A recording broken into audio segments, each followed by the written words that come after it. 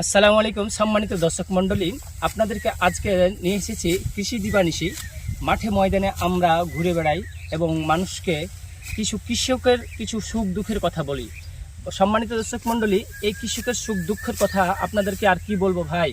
হারখে চাপাই নবাবগঞ্জের কথা আপনাকে একটু গ্রাম্য ভাষায় কহিতে চাই যে এই ধান কাটছে মানুষ, কৃষকেরা এরা কত কষ্ট করে ধান কাটে জানেন। এই যে কৃষকেরা কত কষ্ট করে ধান কাটতেছে, আগে ধানের বীজ ফেলে, তারপরে তখন গাছ লাগাই, গাছ হয়, তখন আবার ধানটাকে লাগায়, ধানটাকে লাগার পর তখন সাহার দেয়, তারপরে বীজ দেয়, তারপরে তখন এরকম সুন্দর ধান হয়ে যায়। তারপরে এখন ধান পাইকে গেছে, কাটতে লেগেছে। তো দর্শক মণ্ডলী, আমি চাঁপাইনবাবগঞ্জের ভাষাতে কথা কইছি যে এখন এই যে ভক ভক করে টাকা ধান গালা কাটে লিছে, আর ভক ভক করে ধান গালা কাটে লিয়ে শুকিয়ে লিয়ে এখানে বাড়িতে ভক করে উঠাইবে, ধান শুকাইবে, উসাইবে, ভাপাবে, তারপরে তখন চাইল করে আপনারাকে খাতে দিবে ভাই। কিন্তু এই যে এই কষ্টটা মানুষ যে কৃষক মানুষেরা যে কষ্ট করে, এই জন্যে আমরা একটু আপনাদেরকে বলতে চাই যে সম্মানিত দর্শক মণ্ডলী, আমরা কৃষককে ঘৃণা না করে, যে ওরা কৃষক, ওরা কৃষি কাজ করে, আমরা যদি এই কৃষক ভাইরা যদি এই কাজ না করত তাহলে আপনারা ভাই খাইতে পারতেন না, আপনারা যে যাই মনে করেন না কোনো।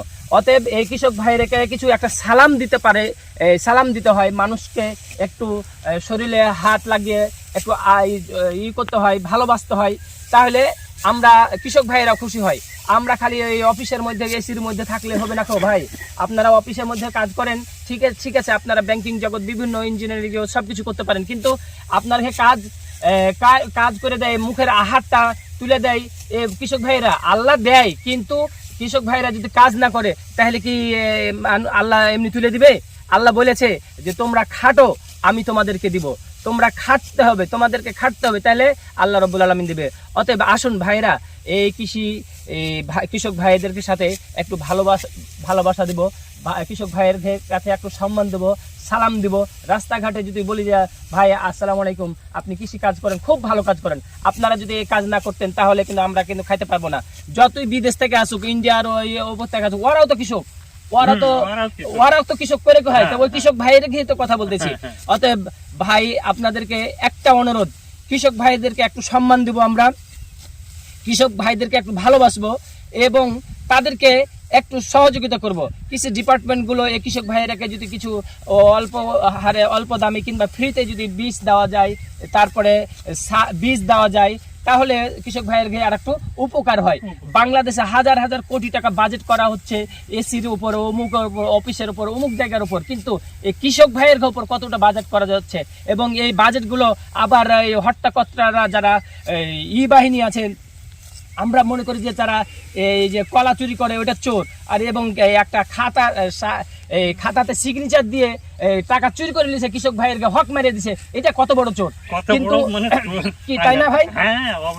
অথবা আমি জানতে চাই যে এই কৃষক ভাইদেরকে সরকারের কাছে আমার আবেদন যে কৃষক ভাইদেরকে আমরা কিছু সহযোগিতা করতে পারি কিনা, কৃষক ভাইদের উপর বাজেট করা হোক, এবং এই বাজেট মাঠে ময়দানে কৃষক ভাইদেরকে যেন পৌঁছে দেওয়া হয়। তা যার জমি আছে তাকে বীজ দিয়ে দিবে, যার জমি আছে তাকে সার দিয়ে দিবে, ভাই আসেন আপনার জমিতে সার দিয়ে যান, তাহলে তারা পাবে। আর যদি ওই যে সন্ত্রাসীরা এর মতন বাজেট হলো উমুকের 5 বিঘা, উমুকের 5 বিঘা, সারটা নিজে তুলে খেয়ে নিলে, জমিটা নিয়ে চলে গেল, তাহলে কৃষক ভাইয়ের কি উপকার হলো?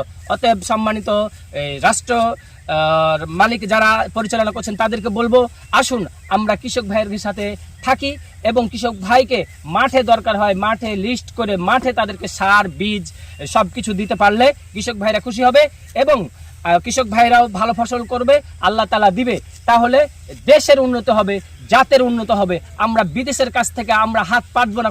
এই বাংলাদেশে যা জমি আছে সেই জমিগুলো যদি আবাদ করে আমরা ভালো মতো ঠিক মতো যদি আবাদ করে যে ফসল উৎপাদন করি, তাহলে মানুষের কাছে চাইতে হবে না যে আমাকে এত টন এত ধান দেন। অতএব কৃষক ভাইকে জানাই আসসালামু আলাইকুম, আর আপনাদেরকে ধন্যবাদ। আজকে আমার জিয়াউল ইসলাম 100 টিভির পক্ষ থেকে আপনাদেরকে জানাই সুস্বাগতম। আসসালামু আলাইকুম ওয়া রাহমাতুল্লাহি ওয়া বারাকাতুহু।